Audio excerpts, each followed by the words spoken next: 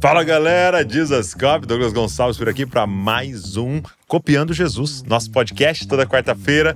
Nós estamos juntos aqui, geralmente 10 da manhã sai um episódio fresquinho aí para você ouvir. Eu fico tão feliz quando as pessoas falam, eu ouço lavando louça, eu ouço fazendo academia, eu ouço andando no carro, eu ouço fazendo a minha corrida. Isso é muito bom poder estar com você e saber que você está nessa jornada junto com a gente de buscar ser mais parecido com Jesus. E hoje nós vamos falar sobre emoções, sobre saúde mental, sobre traumas. E olha, eu tô com uma santa expectativa para essa conversa, porque eu tenho essa impressão no meu espírito que muitas pessoas vão ter as escamas dos olhos aí tiradas para uma realidade, e muita esperança do Senhor pode invadir o seu coração nessa conversa, nesse testemunho abençoado que nós vamos ouvir, compartilhar juntos aqui. Então, antes mesmo de começar, eu queria te dizer, se começar a queimar no seu coração aí, pega esse link, sai mandando para outras pessoas, para que mais pessoas possam ser alcançadas, beleza? Vambora? Podcast de hoje.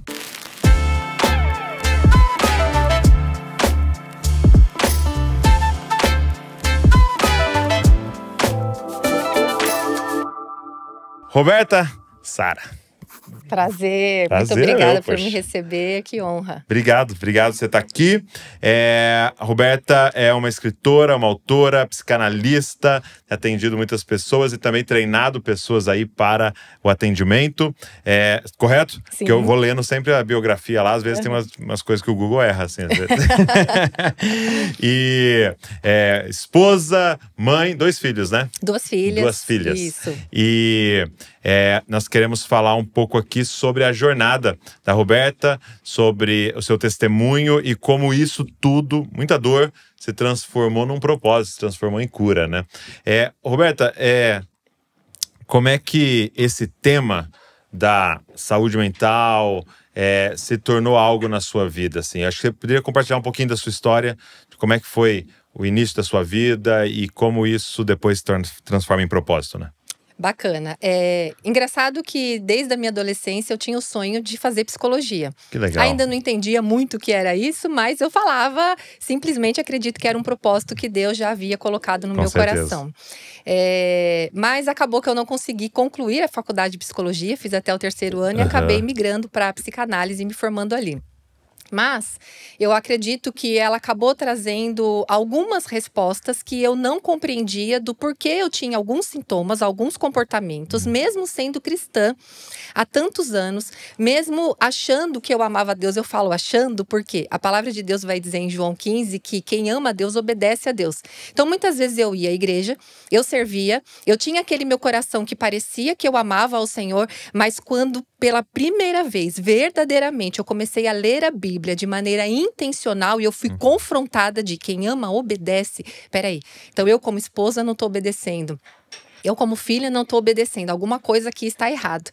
E aí eu fico pensando muito nessa questão que muitas vezes a gente fala que ama a Deus, mas acaba não tendo essa disponibilidade. Então, falando um pouquinho sobre a minha história de vida, o evangelho entrou na minha vida com 5 anos de idade. 5 anos. Isso, e a psicologia entrou aos 32, 33 anos. Então, para mim, foi como que um casamento. Onde muita questão espiritual trouxe ali o seu entendimento. E a psicologia explicou aquilo que eu não conseguia compreender, como o que eu te disse, poxa, mas eu estou indo à igreja, eu amo ao Senhor, eu sirvo, e por que eu tenho esses sentimentos? E por que, para você ter uma ideia, eu cheguei ao ponto de tentar tirar a minha vida dentro de uma dor emocional absurda. Então alguma coisa estava errada. Por quê? Porque eu não tinha o conhecimento de que aquilo que eu tinha vivido lá atrás estava refletindo em sintomas na minha autoestima, na minha identidade, no meu casamento, no relacionamento com as minhas filhas, no meu relacionamento comigo mesma, no trabalho, em tudo, em absolutamente tudo. Sim. Mas dá para ser bem claro para a galera que está nos ouvindo, quais eram esses sintomas, quais eram esses comportamentos que você percebia? Eu tinha muita tristeza. Okay. E eu tinha muito ataque na minha mente contra a minha vida, contra a minha identidade. Então, Por que muita você tristeza. Nasceu? Sim. E aquele sentimento de inadequação, não vale a pena existir. Viver. A vida, pra mim, até que realmente eu tivesse encontrado o amor de Jesus na figura, de Deus Pai, a paternidade de Deus realmente tivesse me encontrado e me curado, eu conhecia o Deus da religião. E nesse caso ainda não era suficiente para mim compreender esse amor. Por quê? Porque era aquele amor da palavra que mata, não da palavra que é viva. Né? Então, naquele momento, só um minutinho, gente. Então você percebia essa tristeza profunda, você percebia essa inadequação. E é uma parada que acaba sendo até bem padrão, né? Era um sentimento de não pertencimento, né? Total, era um sentimento. Em todo lugar, né? Exatamente. É como se eu não pertencesse à igreja, é como se eu não pertencesse aos meus familiares, é como se eu não pertencesse aonde quer que eu estivesse, era esse sentimento de inadequação. Então, eu parei para pensar sobre essas questões, né? Tipo, por que isso está acontecendo na minha vida? E, na verdade, isso chegou num ponto de um conflito onde o meu marido trouxe essa verdade para mim. Porque, vamos lá, deixa eu contar um pouquinho o contexto da minha história para as pessoas poderem entender, né? Então, a minha mãe engravidou de mim com 16 anos de idade e foi num contexto de uma violência sexual. O meu pai biológico era 20 anos mais velho que ela, ele era patrão dela, e assim foi esse contexto da gravidez. E a mãe da minha mãe, a minha avó, tinha falecido quando ela tinha 9 anos de idade. E o meu avô, ele era adicto, alcoolista. Então, imagina o cenário da minha mãe. Então, quando a gente conta a nossa história, nós precisamos entender a história que está por trás da nossa história. A história da nossa história. A história dos nossos pais, Sim. E muitas vezes a gente traz, quando tem uma ferida aberta, um outro sintoma muito comum de uma ferida aberta, de traumas não resolvidos, é a culpa. Então, ora a gente atribui a culpa ao outro, ora a gente atribui a culpa a nós. Então, eu tinha muita culpa pela minha existência, porque eu me sentia como um peso na vida da minha mãe. E ora eu culpava a minha mãe pelos meus conflitos, pelas minhas dores, porque a minha mãe, sem ter sabedoria, ela acabou tendo uma questão emocional ali muito deficiente. Por quê? Nós não tínhamos conhecimento. Se nós falarmos de uma década atrás, foi quando começou a disseminar através de programas como o seu, através das igrejas, onde foi aberto de alguma forma essa questão da ciência e da fé. E principalmente para a saúde mental, né? Exatamente, caminhando junto. Porque antes era visto como algo demoníaco, era visto como falta de oração, isso e aquilo. Então, não se fomentavam essas informações no contexto evangélico. Então, a minha mãe tinha falta dessas informações. Sim. Ela tinha um coração muito voltado para a obra de Deus, mas sem entender que, de fato, ela precisava ter esse conhecimento. Então, isso afetou a mim? Claro que afetou, obviamente. Mas eu entender também a minha mãe, eu me colocar no lugar dela e eu entender que ela não poderia ter feito diferente, porque ela não tinha recursos para fazer. Não tinha recurso para dar. Exatamente. Então, assim, isso fez toda a diferença, né? Então, a minha mãe engravidou nesse contexto, ok? Ainda ela acreditou que talvez esse homem fosse assumir a paternidade, então ela disse que estava grávida dele e ele deu dinheiro para ela abortar. Naquele contexto, imagina ela com 16 anos de idade, sem pai, sem mãe, jogada mesmo, porque ela cresceu quando a mãe dela morreu, ela ficou na casa de um, de outro, ela cresceu largada. Ela tentou o aborto, mas Salmo 139, versículo 13 diz que o Senhor nos entreteceu no ventre da nossa mãe. E eu acredito que o Senhor já tinha ali soprado o fôlego de vida dele dentro de mim e disse, a vida dela será preservada. Então, a minha mãe contava que o aborto não deu certo. E ali naquele desespero, você imagina naquele contexto de uma jovem adolescente, ela pensou, o que eu vou fazer? Vou falar que a Roberta é filha de outro homem. Então, ela morava parte em São Paulo, parte no Rio de Janeiro. Ela ficava um pouco nessa ponte aí. Então, ela tinha um rapaz que ela gostava em São Paulo. Esse contexto que ela engravidou de mim foi no Rio de Janeiro. Ela foi até esse homem, esse rapaz, enfim. Eles não tinham um relacionamento sério, era, né, alguma coisa que eles tinham de vez em quando. Então, ela ali provocou uma situação para estar com ele, já estando grávida de mim, mas para dizer que engravidou naquele momento. Aí ela mentiu a minha data de gestação para que ele pudesse acreditar que eu era filha dele. Ele não acreditou muito, porque imagina uma menina, uma jovem bonita que ficava para lá e para cá, que não tinha um relacionamento sério. Então, ele não acreditou muito, mas a mãe dele Era uma mulher muito íntegra, uma mulher muito boa, de um coração muito generoso, que tinha, inclusive, acolhido a minha mãe em alguns momentos ali na casa dela. Então ela disse, olha, não, você vai registrar, essa menina precisa de um apoio. E ele registrou. Só que ele não conviveu comigo, porque ele tinha uma namorada que estava grávida, e ele casou, viveu a vida dele e pronto. Então, esse é o contexto, Uau. essa é a base ali da minha história, vamos dizer assim. A rejeição do pai biológico, a rejeição do pai de registro e a rejeição da minha mãe, de uma certa forma, porque ela não tinha como fazer diferente. E ela, naquele momento, acredito que foi a única solução ali palpável que ela conseguiu enxergar, foi pedir para essa minha avó ficar comigo. E eu morei com a minha avó até os meus 5 anos de idade. E aí, com essa avó, essa mãe desse rapaz… Isso, aqui de São Paulo. Isso. Só que essa minha avó também não era casada, então também não convivi com a figura paterna. Eu nunca tive a figura masculina, a figura paterna, como essa figura de pai, assim, comigo. Bem, quando eu tenho 5 anos de idade, nesse contexto, a minha mãe encontra Jesus. Então ali é o início, a gente tá falando de 1986. Onde tudo era diabo, onde tudo era demônio. Então a minha mãe passa por um processo de cura e libertação nesse sentido mais exterior, mais espiritual, mas ainda sem o contexto do conhecimento emocional, da vida emocional. Então ela ainda tinha muitas feridas, ela ainda tinha muita carência, ela ainda tinha aquela coisa de buscar também talvez a própria paternidade dela num homem, para você ver que um homem que a violentou era 20 anos mais velho. Então era uma questão também com o pai, né? E ali, ela me pegou para morar com ela, porque a minha avó tinha uma outra religião, então esse foi um fator crucial. Só que ela ainda não tinha uma estrutura, nem familiar, nem financeira. Então ela estava ali com uns 21 anos, mais ou menos. Por aí. 22. Isso. E ela me pegou para morar com ela e eu acredito que foi um processo de Deus também para uma restauração da nossa relação. Porque eu não me lembro nesse período da minha mãe me visitar, não tinha. Então assim, foi configurado um abandono. Apesar de ter sido a melhor coisa naquele momento, como que o nosso inconsciente interpreta? O que as nossas conexões neurais registram? Rejeição, abandono. Ok. Se fosse por aí, já estava muito, né? A mochila realmente foi bem pesada. Minha mãe conhecia algumas pessoas, contava a história dela, as pessoas ficavam com dó. E falavam, vai procurar um emprego, vai acertar sua vida e deixa sua filha aqui comigo. Então eu passei a morar em algumas casas de pessoas que eu não conhecia, que eu não sabia quem era. Minha mãe simplesmente me deixava lá, não tinha uma conversa, não sentava, não explicava. Olha, né, você vai ficar aqui, esse é o tio tal, essa é a tia tal, a mamãe vai precisar trabalhar, nanana. Não tinha. Então, mais uma vez, onde eu tô? Então imagina para uma criança receber toda essa estrutura de muita insegurança. Era um contexto de muita insegurança. E nessas casas, desde os meus 5 anos de idade, eu fui vítima de abuso sexual. Já desde a primeira casa que eu morei. Então foram várias marcas, assim, realmente, que a vida trouxe. Agora você imagina, né? Vou à igreja de vez em quando com a minha mãe, porque de tempos em tempos eu ficava com ela. Então nós moramos uma época numa igreja, assim, também e tal. Só que a minha mãe sempre se envolvendo com homens errados, ela sempre escolhendo pessoas.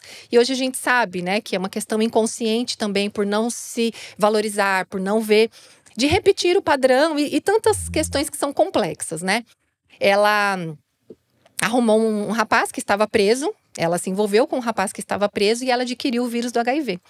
E ali a minha mãe, antes dela viver, né? Ela viveu essa experiência com esse rapaz.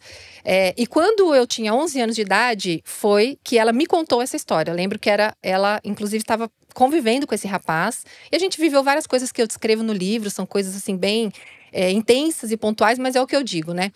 Onde abundou o pecado, superabundou a graça, como a palavra traz, né? Quando as pessoas leem o livro, eu falo assim, gente, não é para focar no começo dele, foca no final.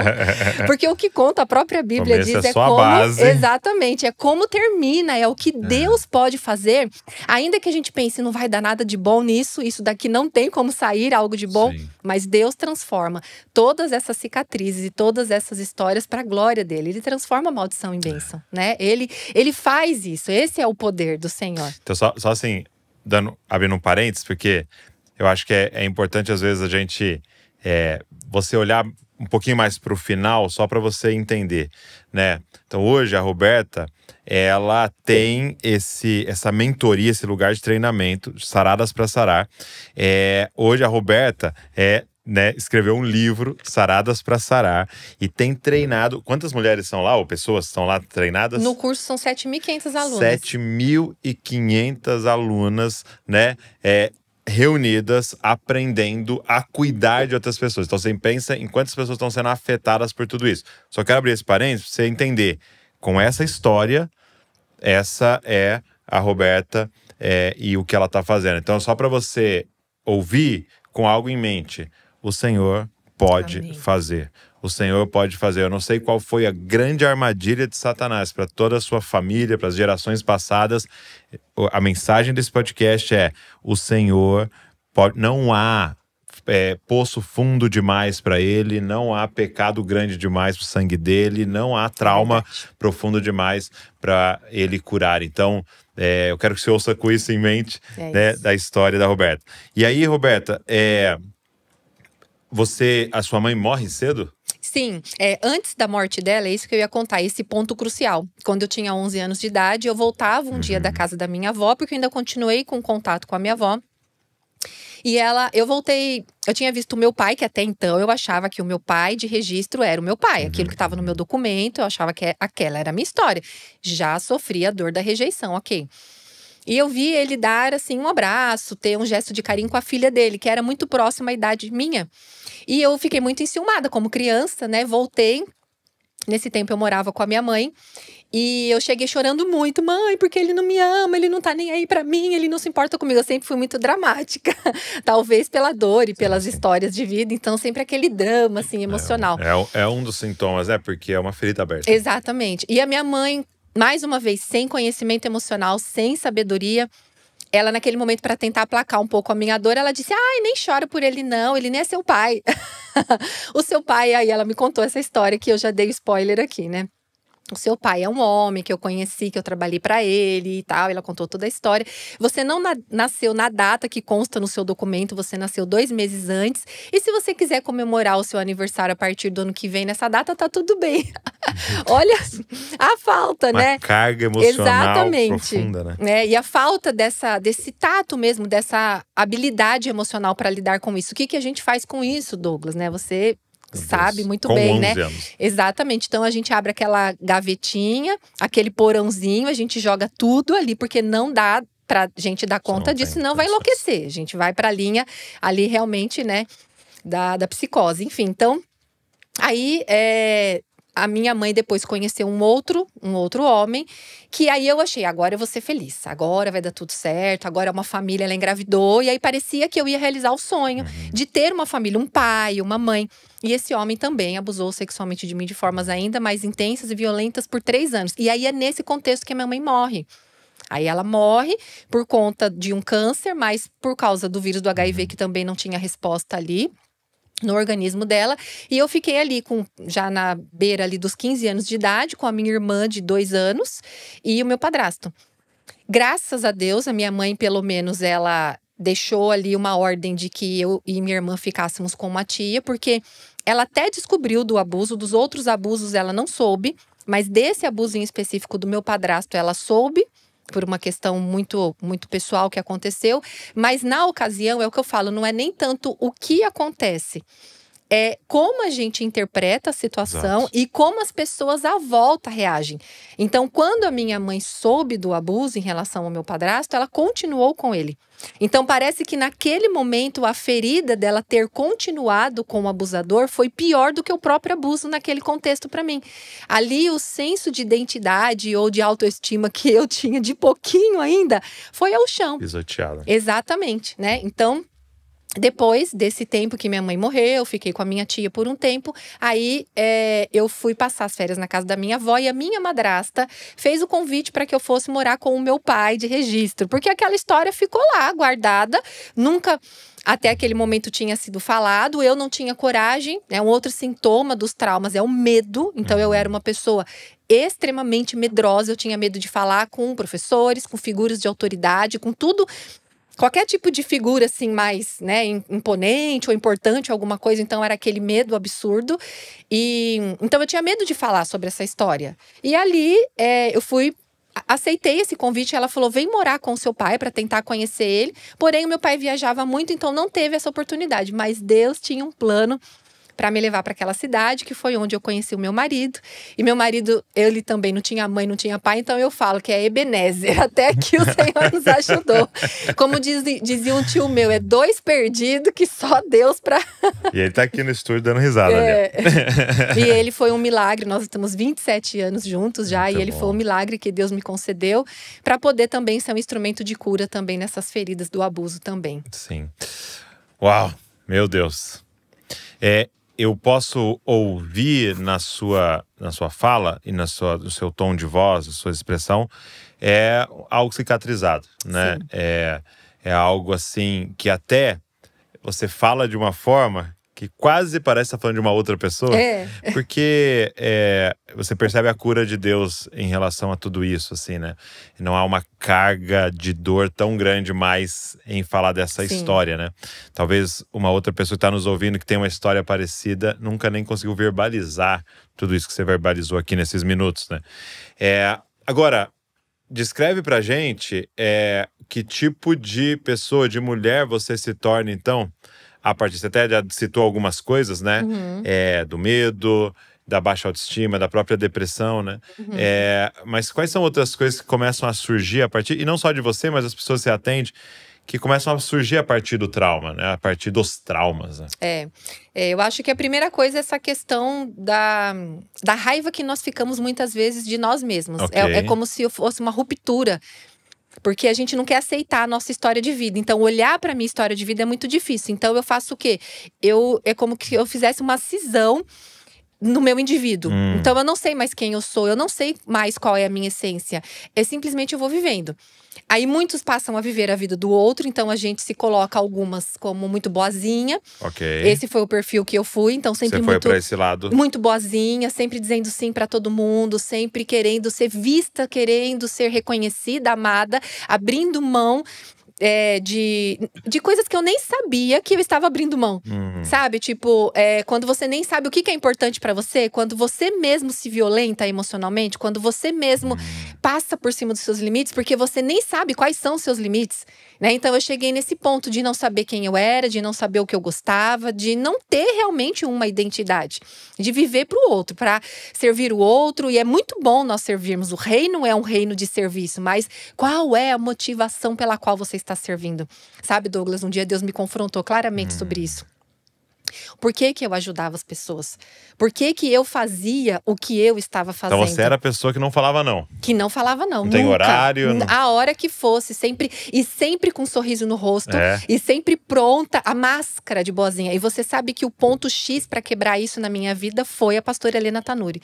Um dia eu estava nesse processo de cura, nesse processo sendo acompanhada por uma psicóloga cristã. E ela fazia um trabalho voluntário lá dentro da igreja. Então era um contexto mais no voluntariado, assim, que ela também orava comigo, não era num consultório psicológico.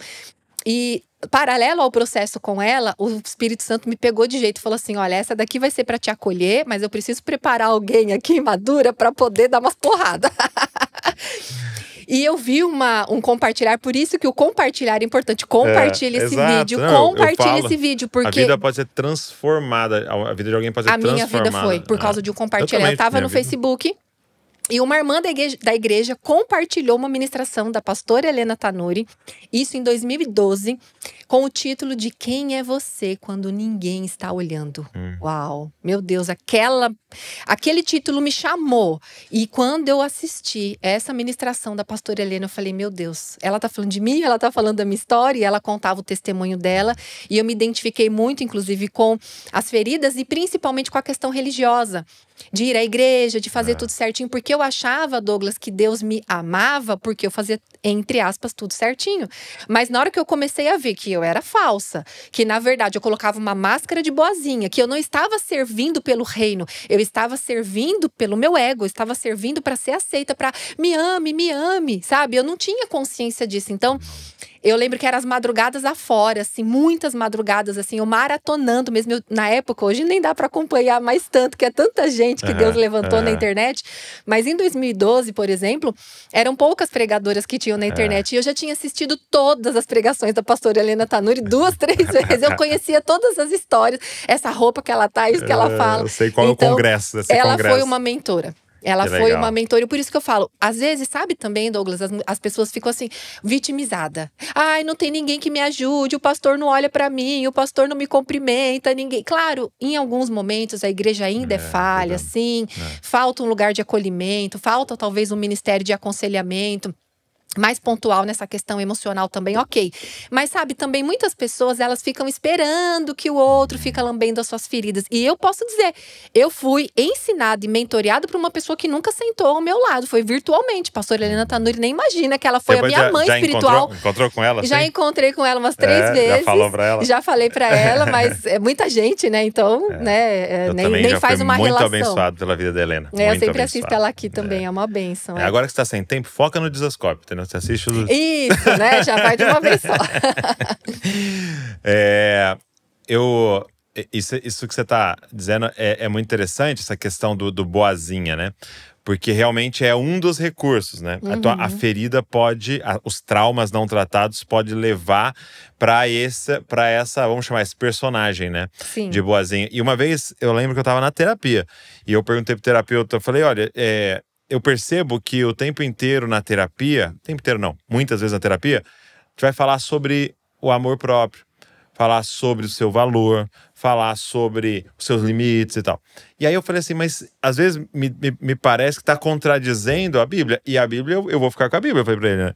Que é, negue-se a si mesmo, tome a sua cruz e siga-me, né?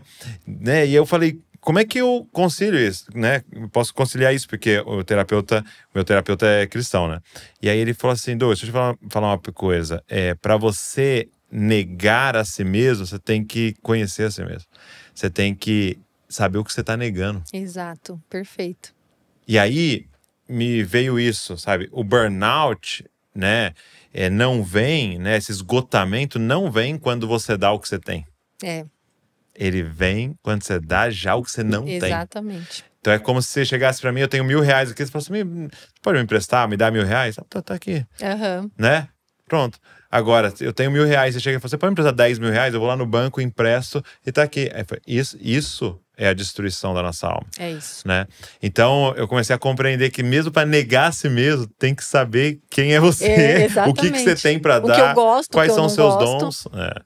Esse é um processo muito interessante. Então, você falou, primeira coisa é uma das estratégias pode ser se tornar essa mulher boazinha, né? Ou essa pessoa boazinha, tal, que faz tudo para todo mundo, sem limites. O que mais? A culpa era absurda e era uma culpa patológica mesmo, no sentido de, por exemplo, eu trabalhava num setor e se falassem assim, alguém viu a caneta que estava aqui?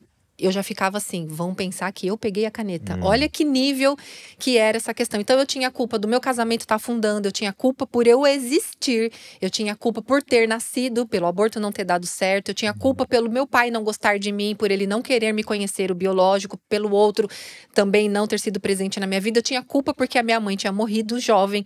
Eu tinha culpa pela minha irmã, que eu tive que ficar com a minha irmã, assumir a responsabilidade dela como mãe, ali aos 12, 13 anos de idade. Então, assim, era culpa de tudo que você pode imaginar. E com os filhos? Com as minhas filhas, com certeza, muita culpa. Então, eu trabalhava fora porque eu precisava contribuir financeiramente com a casa. E aí, me sentia culpada porque eu nunca estava presente ali de uma maneira intencional na vida delas. Me culpava porque não dava conta da casa. Enfim, todo aquele universo. E isso me massacrava. E eu acho que é até legal um parênteses se abrir para a galera entender, é que a criança, tudo que ela passa desses traumas, ela acredita que é culpa dela. Sim. Então acho que isso é um parênteses legal de abrir, assim. A criança, ela não tem essa abstração de falar, olha esse homem mau que apareceu na minha vida. Sim. Ela interpreta, é minha culpa. Porque a criança, ela de certa maneira é egoísta, num sentido, né, natural ali, da imaturidade, né? De que se ela fosse o centro do universo. Então, se eu sou o centro do universo, tudo que acontece no meu universo é culpa minha, né? Sim. E é essa marca que você carrega na sua personalidade, se isso não é tratado. Culpa pelos abusos que eu tinha sofrido, porque eu provoquei, por que que eu não neguei, ou por que eu não saí correndo, por que eu não falei, porque, enfim. Era culpa de todas as formas. Mas você sabe que uma coisa que Deus trabalhou muito comigo em relação à culpa foi o perdão. Foi uma balança, assim, exatamente como está ali na Bíblia, onde Jesus vai falar que à medida em que nós perdoamos o outro, nós somos perdoados. quando eu passei pelo processo terapêutico, uma das questões que a psicóloga me conduziu foi descrever tudo que eu tinha vivido com a minha mãe, com os abusadores e liberar perdão para cada um deles.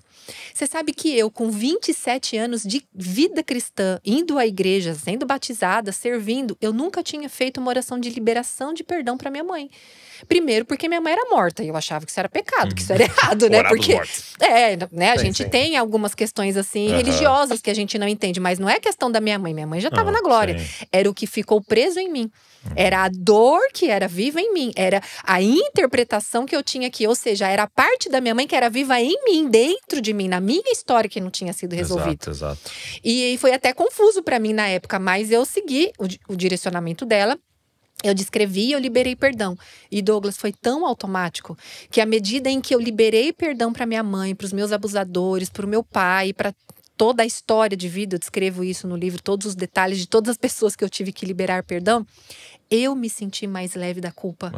Eu me senti mais leve, porque é como que se eu fosse perdoada também daquilo que eu acreditava que era. E sim, eu também tinha os meus pecados. Lógico. Eu também tinha sentimentos negativos, eu também tinha inveja, eu também tinha sentimento de injustiça, de aquela justiça própria que a gente quer, que a gente acha que porque eu vou à igreja eu sou melhor, o meu marido que fala palavrão, esse aí já tá no inferno. Então, aquela falsa santidade que acha que tá acima do outro. Então, eu também precisava entender que eu precisava ser perdoada disso. Então, foi exatamente como na mesma balança. Você sabe que essas últimas semanas eu entendi um texto bíblico que eu nunca tinha entendido, assim. Eu nem sabia que eu não tinha entendido, mas que é esse que você está dizendo, que é até o final por exemplo, o final da oração do Pai Nosso, né? Se vocês não perdoarem os seus ofensores, o Pai está no céu não os perdoará. E aí eu ficava sempre um pouco confuso assim, lógico, dentro da minha teologia, de tipo, o Senhor nos perdoou, porque quando nós éramos inimigos dele, ele nos perdoou. Então ele não depende da minha ação perdoadora para os outros, para ele me perdoar, mas ali tá falando isso. Se eu não perdoar o meu irmão, ele não me perdoa. E aí eu ficava ali naquele... E foi na parábola do credor incompassivo, né? Então aquela parábola que o rei, ele chega e esse homem deve muito, né? Ele deve e ele vai ser escravo, os filhos dele vão ser escravos, que é uma figura do pecado, né? Uma dívida impagável. Sim. E aí diz assim que o rei, movido de compaixão, o perdoou. E aí ele sai e ele encontra alguém que deve pouco para ele, comparado ao que ele devia pro rei, e ele não perdoa. E aí então ele volta e ele é preso. Ele perde, de certa maneira, o perdão do rei. E cara, os meus olhos se abriram, porque foi o seguinte, era como eu entendi que o que o Senhor está dizendo para nós, ele está nos propondo o seguinte: olha, eu tenho uma bifurcação, você está diante de uma bifurcação. E essa bifurcação é a seguinte: você pode viver pela graça, ou você pode viver pela justiça. Você vai colher o que você plantar. Se você decidir entrar nessa estrada, você vai receber esse perdão e essa graça. Só que, para andar nessa estrada, você vai ter que dar esse perdão e essa graça. Então não tem a opção de eu andar por aqui recebendo o perdão de Deus e com o outro eu andar na estrada da justiça. Só dá para andar em uma estrada. Então é como se eu dissesse assim, não, eu quero que cada um que fez alguma coisa comigo colha. Ok, mas é uma estrada. Tudo que você fizer, então você também vai colher. Entendeu? Agora, se eu entrar nessa graça, não, eu quero a graça do Senhor e o perdão. Ok, mas é uma estrada. E você vai ter que ser também extensão disso para os outros. Então é como se você tivesse essa bifurcação. E faz todo sentido com a história que você está nos contando, porque esse sentimento de culpa constante é sentimento de não ser perdoado. Porque eu tô numa estrada de não perdoar. Então, e eu nem sabia que eu não tava. E olha que loucura, porque eu nem sabia. Porque como eu era uma pessoa muito religiosa, que ia à igreja todos os domingos, dava o meu dízimo fielmente, servia. Então, assim, dentro de mim, não tinha uma comunicação interna no sentido de eu não perdoo, sabe? Não era uma questão intencional. Porque tem muitas pessoas que sabem que precisam perdoar. E eu não vou perdoar. Eu não vou perdoar porque não é o tempo. Eu não sinto. Não, e essa pessoa não merece. Essa pessoa não merece. Enfim, então assim, não, no meu caso era uma era uma ignorância a respeito desse sentimento. Eu não sabia que eu precisava perdoar. E mais, que eu podia perdoar, principalmente a minha mãe, que já tinha morrido há 16 anos. Então foi um processo de libertação, assim, muito grande, quando eu realmente abri mão. E o perdão é isso, né, Douglas? Um dos significados da palavra perdão no grego é abrir mão. Então eu abro mão do meu direito de ficar ressentida. Eu abro mão do direito que eu tinha de ficar triste, de ficar chateada. Eu abro mão até mesmo dos meus sentimentos, que são legítimos, porque as pessoas às vezes confundem isso, porque elas falam: então eu vou negar os meus sentimentos? Nossa, eu tô chateada. Sim, os seus sentimentos. O que a minha mãe fez de errado, em muitas questões que ela teve ali contra mim, foi legítimo. Foi uma dor, foi uma ferida, foi algo que sim, uma mãe não… conscientemente ou com um pouco de instrução saudável, não vai fazer. Mas era um sentimento legítimo, mas eu precisava abrir mão desse sentimento. Então, um outro mito que as pessoas têm é que, então se eu perdoo, eu preciso continuar convivendo com essa pessoa. Depende. Nem necessariamente você vai conviver com um abusador. Sim. Perdoar o abusador é necessário, mas eu vou ficar debaixo de um relacionamento onde a pessoa me aprisiona ou me machuca. Então, assim, é uma linha muito tênue, mas o perdão, ele sempre precisa existir para que nós possamos ser livres. E esse livro fala disso, fala de perdão, fala dessa liberdade na alma que a gente encontra. Se você perguntar para mim qual foi o primeiro passo em direção à cura, foi esse daí, de falar o que eu sofri e de liberar perdão e de colocar na cruz de Cristo. E eu acho muito legal que a psicóloga cristã, ela me conduziu a isso, porque na psicanálise ou na psicologia, uma vez eu perguntei para uma professora, ela falando sobre a dor, o que a gente faz com a dor, eu falei, e o que a gente faz com a dor do abuso ou do luto? Aí a gente arruma um espacinho assim dentro da gente, ela falando, e a gente coloca lá, ali, acomodou. E eu acho assim, né, que Cristo é perfeito. Por quê? Porque a gente não vai deixar dentro da gente num lugarzinho acomodado. A gente vai colocar na cruz de Cristo. E ela me conduziu a isso. A falar, a liberar perdão e colocar tudo isso na cruz de Cristo. Cara, que ferramenta maravilhosa, né? Então, até pra galera que tá aqui com a gente, eu tô nas mãos, se você tá só ouvindo, né? Tô nas mãos aqui com o livro Saradas para Sarar. Inclusive, eu vou deixar até o link na descrição aqui para você que quiser pedir. Se você está se identificando, se você está identificando pessoas ao seu redor que podem estar passando por isso, eu acho que faz todo sentido essa leitura e também você compartilhar com essas pessoas, tá? Então eu vou deixar aqui o link se você quiser pedir. Mas que mais? Porque você falou da culpa, né? E isso é uma realidade para muitas pessoas e nós, a gente vive isso. Mas o que mais você diria? Vitimização. Ah, meu Deus, era o mundo da coitadolândia, como diz hoje, né? Ó céus, ó vida, ninguém me ama, ninguém se importa comigo, e só eu faço, e só eu aconteço. E aí fica com aquele senso mesmo de que o mundo deve pra você. Então eu tinha aquele sentimento de que o mundo devia a mim, de que as pessoas deviam a mim. Primeiro porque eu fazia demais pras pessoas, mas eu fazia com a motivação errada. Aí eu não recebia aquilo que eu esperava, então o meu cérebro não recebia a recompensa. Dívida, né? Exatamente. E aí ficava aquela dívida. E também eu realmente, Douglas, eu me via como uma mulher encurvada, sabe? Aquela mulher que ficou 18 anos ali presa, aprisionada. Eu gosto muito dessa passagem bíblica porque ela era uma filha de Abraão. Ela estava na casa de Deus e ela estava aprisionada, atormentada ali há 18 anos. Então, quando a gente fala da mulher encurvada, para onde ela está olhando? Ela está olhando para o umbigo e para baixo. Uau. E eu só olhava para minha dor. Para o mundo e para… E é isso que acontece quando a gente não tem a nossa dor ainda ouvida. A gente só consegue ver a nossa dor. Então, a minha mãe isso, meu pai aquilo, meu marido. E aí quem que paga a conta também? As pessoas do presente. Porque a gente faz o quê? Uma transferência das relações que vivemos no passado. Então, quem pagou a conta na figura masculina? Meu marido. Meu Deus. Então, assim, meu marido não me ama, meu marido não faz isso por mim. Aí era aquela fome, aquela sede, aquele buraco sem fundo, igual a Bíblia vai dizer, a sanguessuga, me dá, e nunca estava satisfeito. Nada do que o meu marido fazia por mim estava bom, nunca estava bom. Por quê? Porque não era um buraco que poderia ser preenchido por homem nenhum, Ele não é Deus. Por nenhuma figura humana. Só o amor do Pai. E nem a religião. Porque até aquele momento eu caminhava com a religião. Por que eu ainda tinha um buraco? Porque não tinha sido preenchido pelo amor do Pai Celestial. Eu ainda não tinha entrado na filiação, eu era serva.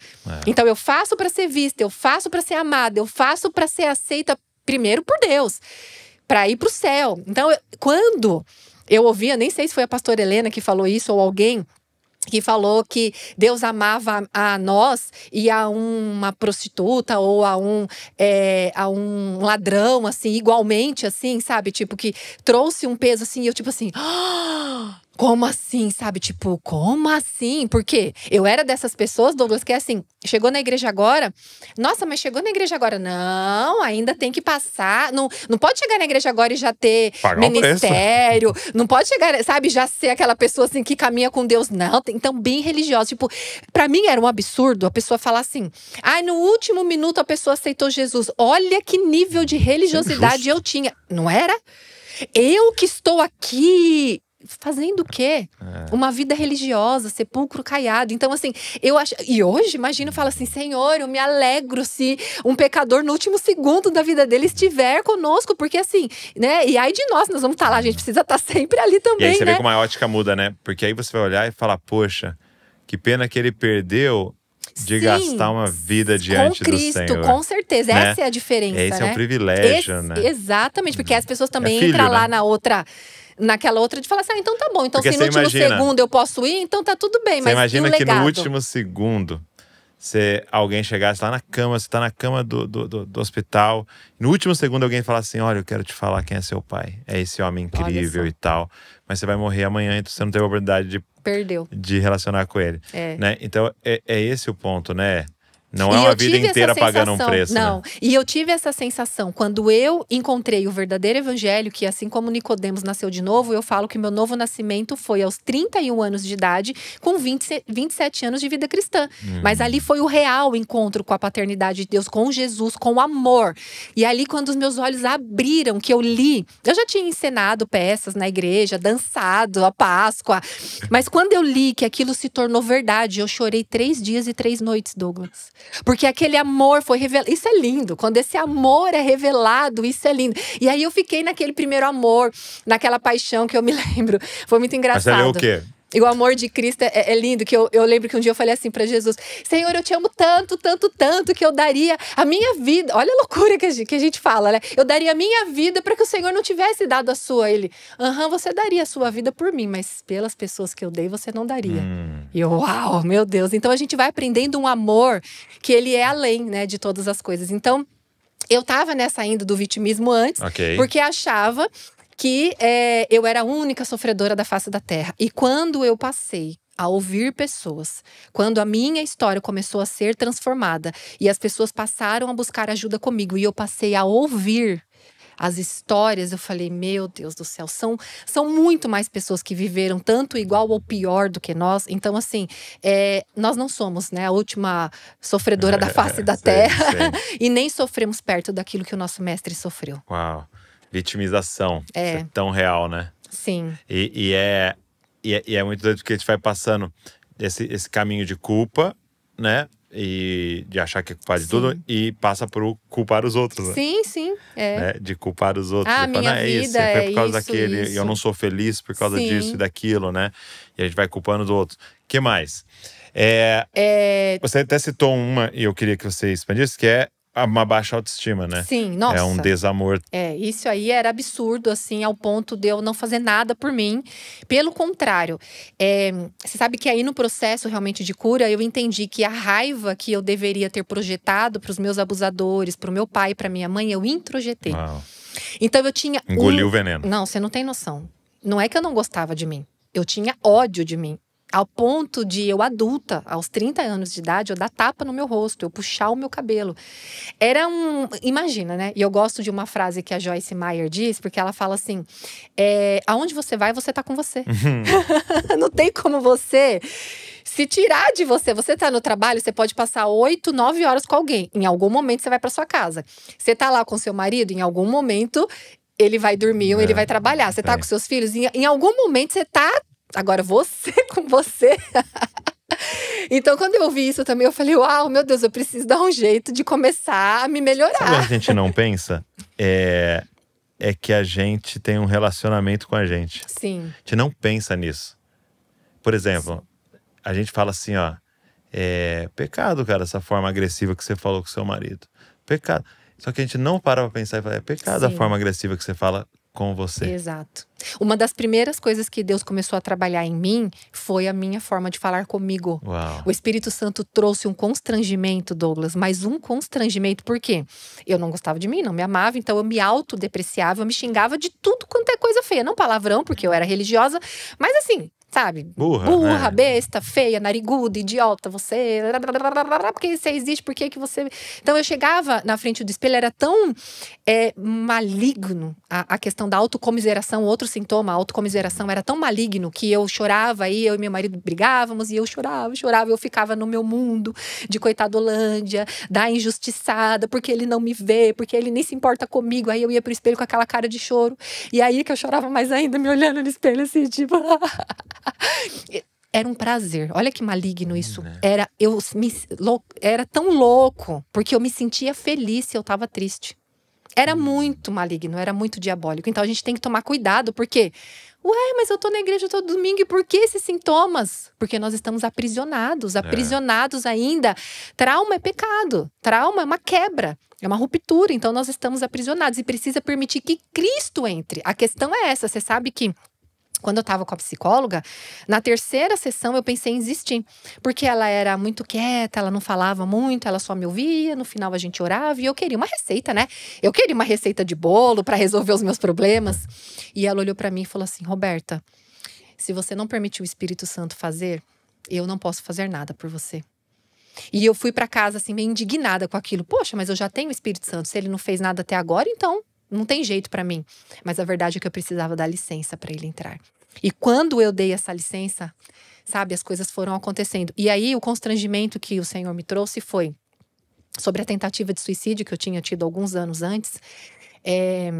O Senhor falou ao meu coração: filha, eu dei a minha vida em favor da sua vida. E você está desprezando aquilo de mais valor que eu me entreguei pra você. Sabe quando eu entendi essa verdade?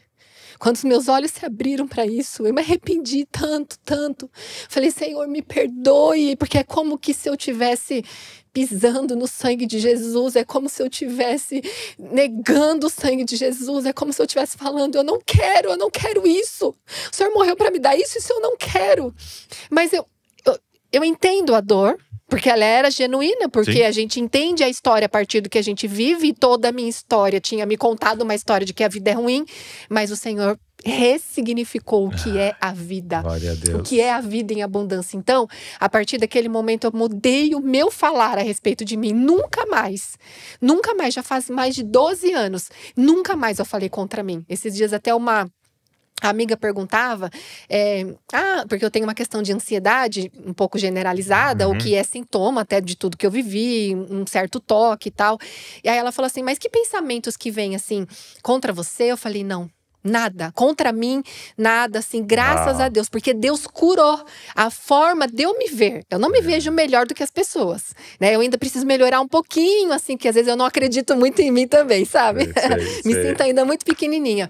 Mas eu já não me vejo de maneira alguma como aquela pessoa que não é capaz, que não tem valor, sabe? Eu sei hoje o meu valor. Tá aqui o livro, tal, né? A mentoria, tudo que você tá fazendo.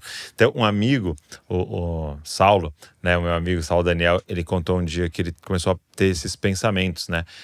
E tava depressivo, tava passando por esse momento bem difícil e tal. E aí ele começou a ter esses pensamentos de morte. E aí agora ele tá ele anda com uma cruz, assim, ele falou assim, porque Deus falou com ele daquilo ali, né? E porque quando a pessoa começa a ter esse tipo de pensamentos, uma frase que vem é que a morte seria a solução.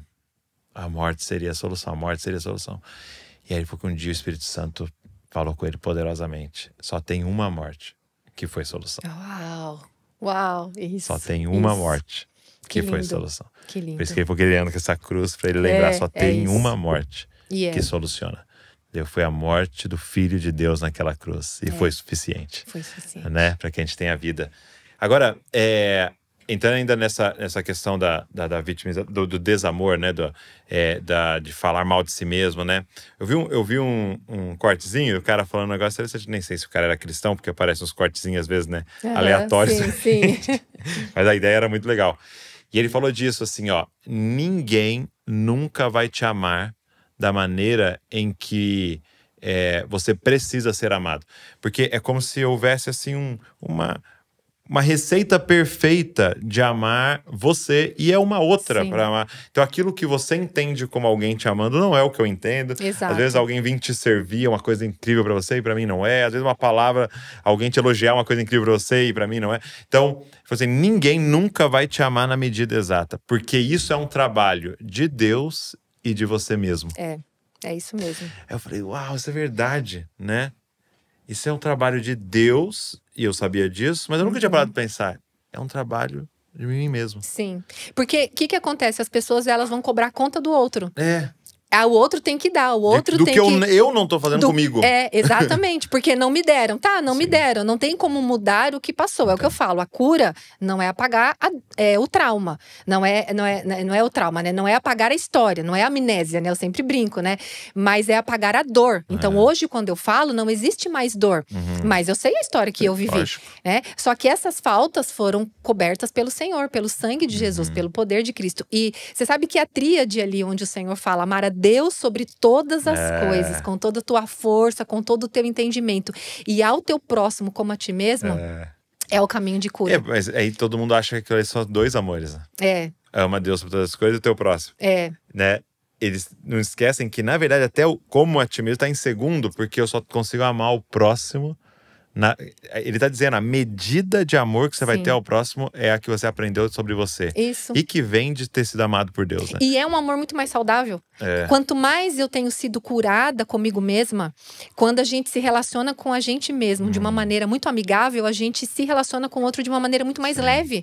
Porque se eu me cobro muito, eu vou cobrar muito do outro. Se eu sou um juiz… Carrasco comigo. Exatamente, eu vou ser com o outro. Então, à medida em que eu me acolho, eu também vou acolher mais o outro. Isso é muito interessante. Então, isso é muito bom. Agora, você citou uma coisa, qual que é a relação disso, do trauma e de tudo, com o toque, com o transtorno obsessivo compulsivo? Assim, qual é a… Porque realmente isso é comum, né, de acontecer. Sim. No meu caso, pelo menos a interpretação que eu tive… sua análise. Tinha muita questão que eu tinha de lavar as mãos compulsivamente, estava ligado ao abuso, porque eu queria… Sentir sujo. Exatamente. Eu procurava, na época, isso principalmente, o toque surgiu na minha vida em torno dos 7 anos de idade. Então eu me lembro, assim, que eu ia pra escola e eu ficava no caminho ali, eu acho que eu não tranquei a porta, E aquilo ficava me atormentando e eu tinha que voltar pra conferir. Ok, eu voltava, colocava a chave ali, conferia e ia pra escola. No caminho ficava de novo. Tá, você colocou a chave, viu que tava trancado. Mas na hora que você colocou a chave, você abriu, você deixou aberto. Olha que loucura, é um tormento. Realmente o toque é um tormento. E aí eu voltava pra conferir, às vezes, sem brincadeira, umas 10, 15 vezes. Eu chegava atrasada na escola. Hoje eu não tenho mais esse tipo de toque, graças a Deus. Hoje eu só gosto das coisas um pouco mais organizadas. Tipo de toque, mas nada que me domina. Nada que me domina, assim, sabe, né? Mas nesse caso, fechar a porta é porque eu tinha sido roubada a minha inocência. Então eu queria fechar para que ninguém… né? Exatamente, para que ninguém roubasse mais aquilo que tinham me levado, né? E eu ficava procurando o que eu não sabia, né? Era a minha inocência, a minha identidade, a minha essência, né? Então você vê como que os comportamentos, eles acabam trazendo essa questão para poder aliviar um pouco a energia psíquica, porque você imagina, o abuso, ele traz isso. Eu não sei que horas que essa pessoa vai chegar, o que ela vai fazer, o que ela vai me obrigar, as ameaças que vai… Então, assim, isso gera tanto medo, conflitos e aquele pânico mesmo, aquele desespero. Então, é muita energia psíquica que precisa ser externado de alguma forma. O cérebro encontra um caminho. E você citou, né, na sua fala, e também eu sei que você cita na mentoria, no livro, o papel fundamental que o seu marido teve também nesse processo de cura, né? E eu queria que você falasse um pouco do seu testemunho ali, de como foi que ele te ajudou, mas também, de forma até maior, de como quem está ao lado de alguém que passou por situações muito difíceis podem ser agentes de cura. O meu marido, na verdade, ele assim também não tinha muito conhecimento dessa questão emocional, porque ele tinha perdido a mãe aos 7 anos de idade e perdeu o pai aos 17. Só que ele foi o oposto de mim. Ele, as defesas dele foram no sentido de bora pra vida. Bora pra vida, que passado não existe. Então não era o bonzinho que eu… Não bota tudo debaixo do tapete e vamos. E pra que ficar chorando? É muito comum do homem, né? Não, é normal, claro, né? Pra que ficar chorando? Que esse negócio de pai? E eu ficava, porque meu pai isso, meu pai aquilo. Ele quis negócio de pai, já foi, já acabou, que não sei o quê. Então ele não tinha muito tato, muito jeito, né? Mas eu creio, Douglas, que Deus permitiu que fosse assim. Sabe? Porque você sabe da depressão que tem o ganho secundário. Uhum. Com certeza, Deus sabe o sapato certo pra colocar no nosso pé. Eu vou te falar, se Deus tivesse me dado um marido… Ou ele sabe a pedra no sapato. Se Deus tivesse me dado um marido que fosse muito acolhedor, excessivamente acolhedor, eu não estaria aqui hoje.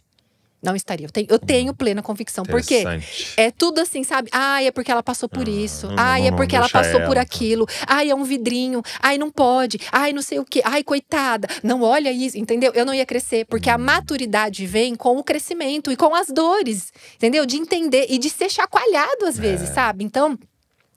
só que assim, é importante que alguém nos acolha? Sim. Não necessariamente a pessoa que você espera, né? Então, às vezes, não vai ser quem está ali ao seu lado, mas a quem está um pouco mais próximo. Que foi no caso dessa psicóloga. Eu precisei de um acolhimento? Com certeza. Eu precisei de um espaço de escuta? Com certeza. Mas não foi o meu marido.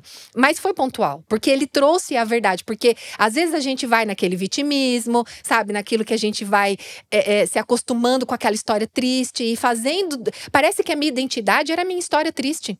Parece que eu não sabia viver outra coisa, ou não existia, sabe, a Roberta separada daquilo que ela viveu. Então eu lembro um dia que eu cheguei da igreja não. Na realidade, eu sempre ia à igreja, às vezes ele não ia. E eu já chegava da igreja e já parecia que eu pegava todos os demônios lá e… cobrando ele disso, cobrando ele daquele. Por que você vai pra igreja se você volta pior do que você foi? Ele mesmo fala, parece que pegou todos os demônios de lá. Essa é a frase dele. Mas Ele tá ali, ó. O ponto-chave foi no dia do meu aniversário. Lembra a história que a minha mãe contou, que eu não tinha nascido na data de nascimento. Então, quando eu olhava pro meu documento, vinha muito ataque na minha mente. Essa história é uma mentira. O nome do pai que estava no documento era uma mentira. A data de nascimento são duas coisas importantíssimas na sua vida. Uma mentira. Então eu ficava debaixo então, logo você é uma mentira. Exatamente. Então eu sou uma mentira, minha história é uma mentira, tudo é uma mentira.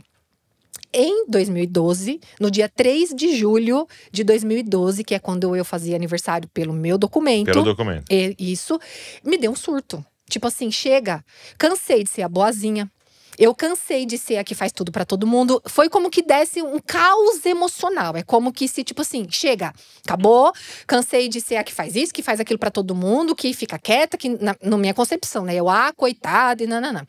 Hoje não é o meu aniversário, eu não quero comemorar hoje. Aí eu dei uma de doida. O meu marido saiu pra trabalhar e ele foi me dar parabéns. E eu, que parabéns? Hoje não é meu aniversário. Aí você desconta nos outros. Saiu pra trabalhar, eu fiquei o dia inteiro chorando. Aquele dia eu chorei o dia inteiro. E só revivendo e remoendo, porque aí fica aquele looping de pensamentos negativos, assim, te dominando e te consumindo. Quando ele voltou do trabalho, ele pensou, acho que a fera vai estar mais mansa, né? As pessoas ligavam pra me dar parabéns naquele dia e eu falava assim, hoje não é meu aniversário já foi em maio. As pessoas, meu Deus, a Roberta surtou. Ela não tá boa não, porque ninguém sabia dessa história. Então, assim, eu realmente, assim, é como se eu cansasse de viver aquela mentira. É como, sabe quando você bate na mesa e fala assim, chega! Eu não quero mais viver essa história que foi construída pra mim. Eu quero viver sem perceber. Foi um grito pra viver a história que Deus tinha pra mim. Ali foi… Eu falando com você aqui agora, eu tô tendo esse insight.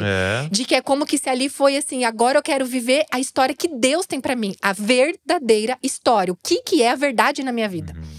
Pois bem, meu marido voltou do trabalho e eu tava com aquela tromba, né? Que só as mulheres sabem estar, né? Duplamente. E aí ele falou assim, mas o quê? Você tá com essa cara ainda? Eu não acredito. Naquele dia Deus permitiu. Acho que Deus falou assim, meu filho, agora ó pra você, ó, te dou uma carta de alforria, um alvará. Você pode falar o que for, porque eu tô nessa. Pois ele botou um espelho assim. E ele falou pra mim, você é uma egoísta. Você é uma ingrata. Olha pra sua vida. Você falava, uma outra coisa, um sintoma. Você falava que seria feliz quando tivesse uma casa própria, quando o marido ganhasse mais que você. A insatisfação é outro sintoma. Porque crônica, eu vivia falando, eu vou ser feliz quando tiver isso, eu vou ser feliz quando tiver aquilo. E ele falou, olha a sua volta. Tudo aquilo que você falava que seria feliz quando… já está acontecendo e você continua a mesma insatisfeita, a mesma ingrata. Que crente é você? Você não é a crente da família. Não é você que vai pra igreja e você volta pior e cobrando e religiosa e não sei o que. E ele fez, sabe, aquela verdade. Eu estou indo embora de casa. E aí, foi um basta, porque ele também acho que não aguentava, no dia do meu aniversário. E eu acho que também ele não aguentava, porque você imagina conviver… Hoje, eu que atendo pessoas, a gente sabe aquelas pessoas que evoluem, ai, que bênção! Agora, aquelas pessoas que não evoluem… E roda na mesma montanha, e roda na mesma… A hora que você fala assim, mulher do céu, sai daí! Então, eu acho que pra quem também tá do lado, dentro do que ele podia fazer por mim, ele vai dizer, poxa, nada tá bom pra ela? Sabe, eu tento fazer isso, não tá bom. Tento, só reclama disso, reclama daqui, blá, blá, blá. Tô cansado também, tipo assim. Então a pessoa também não sabe mais o que fazer. Aí ele falou, vai ver que o problema sou eu. Vai ver que se você encontrar uma outra pessoa, você vai ser feliz. Ele falou, cansei. Naquele momento, ali eu falo que foi um divisor de águas na minha vida e no meu processo. Naquele momento, qual foi o primeiro pensamento que veio à minha mente? Eu sempre digo, né? Aquele que tá ao derredor. A primeira coisa veio, deixa ele ir, agora você vai ser feliz. De novo, olha o engano, olha a mentira, porque o diabo, desde Eva, Eva tinha tudo ao dispor dela, uma árvorezinha que ela não podia desejar. Olha, essa daqui que você não tem. Então, ali também eu tinha, poxa, 2 filhas saudáveis, lindas, inteligentes. Deus estava me dando a chance de ter o que eu não tive na minha história de vida. Um marido, eu brincava que eu falava assim que meu sonho era ter 2 filhos do mesmo pai e da mesma mãe. Porque a minha história é tão confusa, sabe? É mais que Netflix, eu falo. Novela mexicana é pouco, porque é metade do irmão aqui. Aquelas séries que você vai perdendo o nome, né? Mas quem que é o pai? Sim, a minha história é assim, as pessoas ficam assim, tipo, né? E aí, o que acontece? Eu, nesse momento, né, eu pensei, foi esse pensamento que veio. Deixa ele ir. Agora você vai ser feliz. Ai, cara chato. Ai, fica te controlando. Olha lá. Eu confundia o amor com o domínio, com o controle. Né? Aquilo que era um cuidado dele comigo, porque eu não sabia ser amada. Na verdade, eu não me permitia ser amada. E eu pensei, mesmo. Eu vou ser feliz. Mas graças à bondade e à graça do Senhor que não desiste de nós. Eu nem orava tanto naquela época. Como eu disse, era uma pessoa religiosa. Eu senti, Douglas, o Espírito Santo falando ao meu coração. Filha, você vai permitir que a sua família escorra por entre os seus dedos? Olha que lindo, porque ele fez uma pergunta. Assim como Jesus fazia uma pergunta. Não era óbvio que aquele cego que estava diante de Jesus queria ter a visão de volta? Por que Jesus perguntava? Porque nós precisamos ter consciência do que a gente quer. E você precisa tomar uma decisão, né? Tomar uma decisão. E ali eu falei, Senhor, então me ajuda, porque eu não sei como. E ali eu fiz a oração mais curta, mais simples, mas mais verdadeira de toda a minha vida. E 2 semanas depois, Deus usou a vida dessa psicóloga para chegar até mim e oferecer o trabalho dela de maneira voluntária, porque eu não podia pagar. E Deus conduziu. E ela foi essa pessoa que, desse lado, foi essa pessoa sarada, para me sarar. E eu não imaginava que menos de 1 ano depois eu estaria do outro lado, sendo uma pessoa também sarada para sarar outras vidas. Por isso esse nome. O poder da escuta. Uma pergunta. Esse é o seu nome? Roberta Sara. É muito Sara, como diz meu pastor, é sarado para sarar. Não, o povo pergunta, Douglas. Fala pra mim, fala a verdade. O povo pergunta. Roberta Maria. As pessoas perguntam pra mim. Sara? As pessoas perguntam, é nome artístico? Eu falei, não, Deus já sabia. Minha mãe colocou de Sara porque significava princesa. Nossa, que demais. Eu já falei isso umas vezes no podcast, mas eu acredito que tem pessoas que precisam ouvir isso. Eu lendo um livro chamado O Caminho Menos Percorrido, o autor, e é um livro de psicologia, e aí o autor, no final, assim, nos últimos capítulos, ele fala assim, depressão, ansiedade, a síndrome do pânico, não são a doença, são o início da cura. E aí eu falei, não, a gente conhece depressão, ansiedade, é terrível. Ele falou, aí ele começa a discorrer. Ele fala, a doença é a mentira e o estilo de vida deturpado que você viveu até que a sua essência dentro de você, ela tá tão desesperada em não aguentar mais isso que você tá vivendo, que esse personagem começa a rachar. Uau.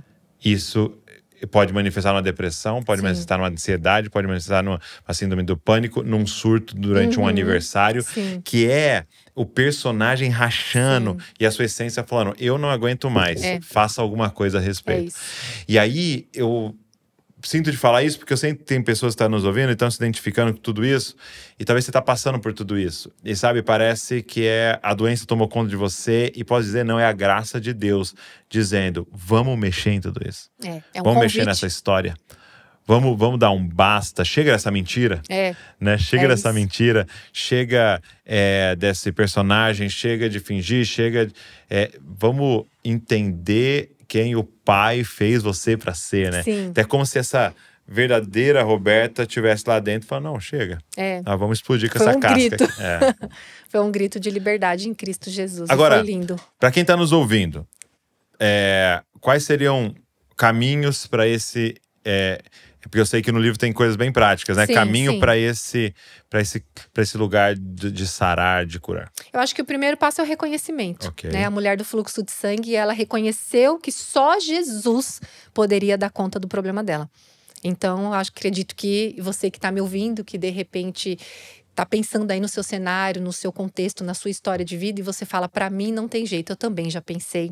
E também já fui tentada, né, a acreditar nisso, de que para mim não tinha jeito. Mas quando a gente entende que em Cristo há esperança, então eu reconheço que eu tenho um problema que só Cristo pode dar conta. Então, primeiro é reconhecer. Legal. E aí eu vou pro Senhor e falar, Senhor, agora me mostra o caminho.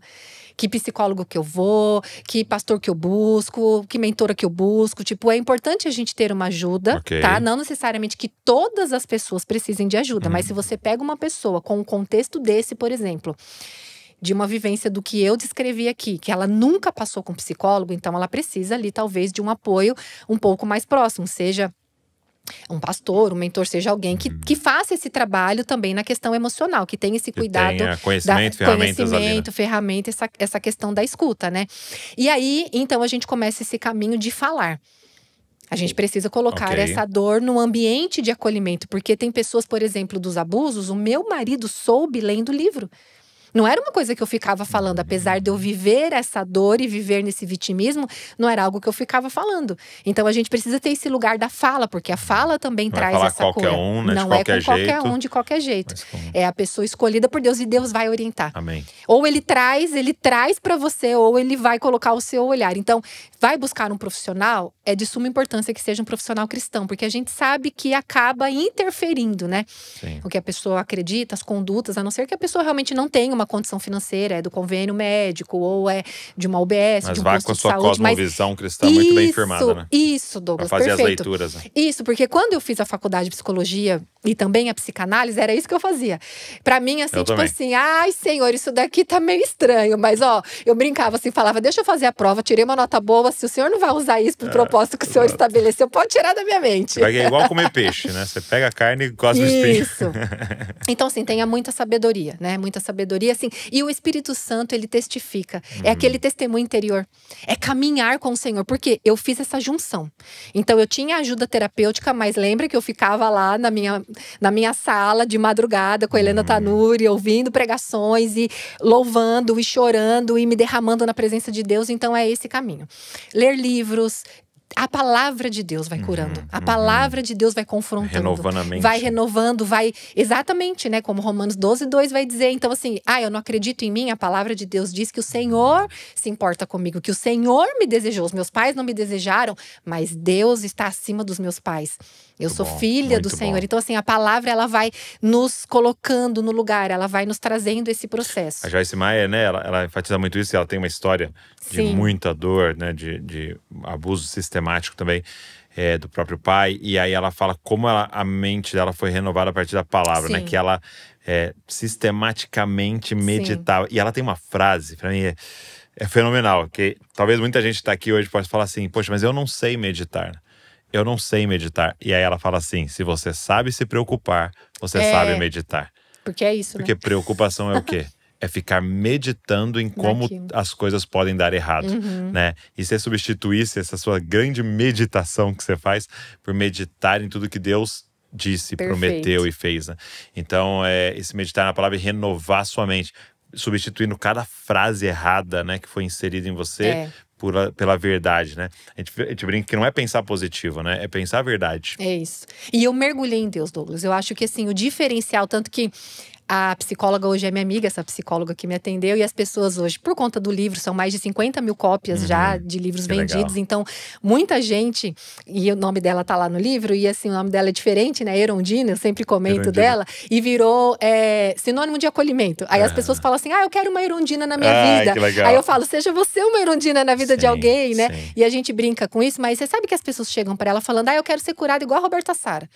Aí ela fala assim, ok, mas você vai fazer o que ela fez? Porque, tipo assim, então não é só a terapia. Sim. Eu mergulhei em Deus.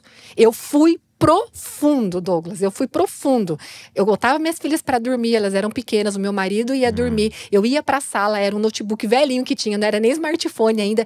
E eu ouvia ministrações e eu permitia que o Senhor trabalhasse no meu coração. Depois eu me derramava ali na presença do Senhor, confessando, falando, chorando e ramelando tudo, tudo, né? A gente, aquelas babas, Então assim, eu fui de cabeça num relacionamento intenso e profundo. E foi o próprio Cristo que foi me apresentando cada nova etapa do meu processo. Então assim, submeta tudo, absolutamente tudo, cada livro, cada profissional, cada coisa que você for fazer, porque não existe, eu falo que nós somos tão miseráveis como ser humano, que nós não temos consciência do que precisa ser mudado. É o Espírito, a Bíblia vai dizer que efetua em nós tanto o querer como o efetuar. Então, Ele nos convence e Ele nos ajuda à mudança. Não adianta eu mudar. Joyce Meyer, a Joyce foi outra mentora também, que eu conheci na jornada, e ela fala muito isso, né? Não adianta a gente querer mudar na força do nosso braço, que ela brinca ainda, falava, agora também não vou falar mais, falo muito, não vou falar mais. Aí ela ficava 3 dias sem falar. Então na força do braço, não é? A mudança vem pelo Espírito. Interior, pelo né? Espírito.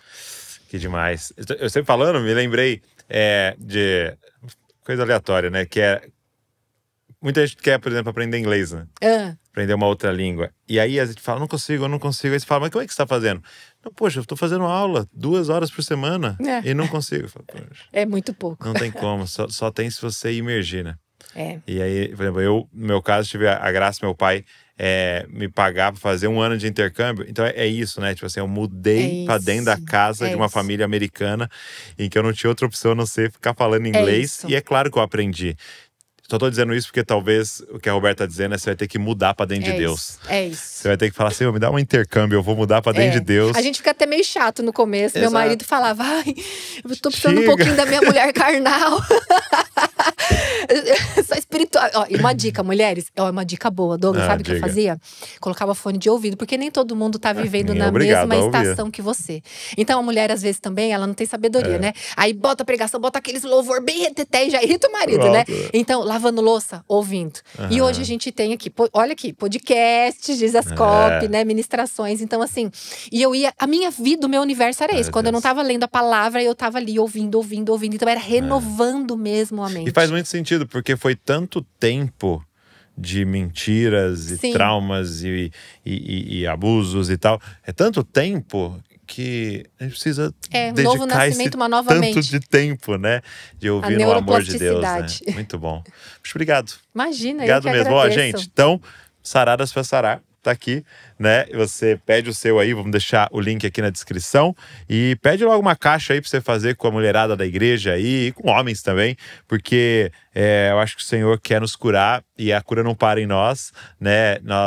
Eu digo muito assim, Roberta, que a gente precisa ser curado para a gente curar a próxima geração, para nós termos filhos sarados, né? Para que essa maldição pare em nós, sabe? É um basta. Aconteceu com seus avós, aconteceu com seus pais, mas em você isso vai parar. E nós vamos ter filhos que não vão precisar passar por que a gente passou de cura e que vão ter outros desafios, mas que também serão agentes de cura em outras pessoas, sabe? Então tá aqui esse material.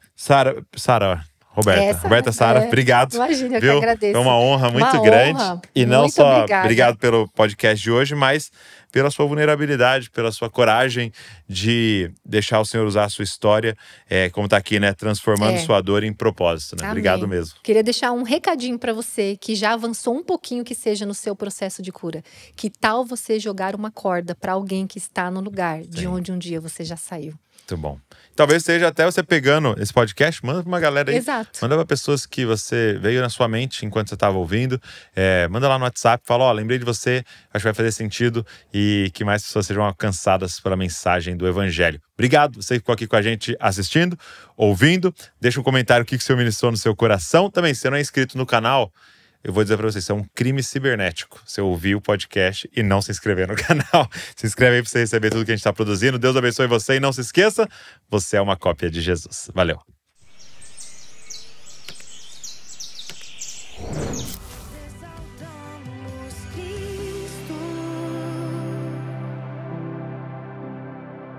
A promessa encarnada, protagonista da história.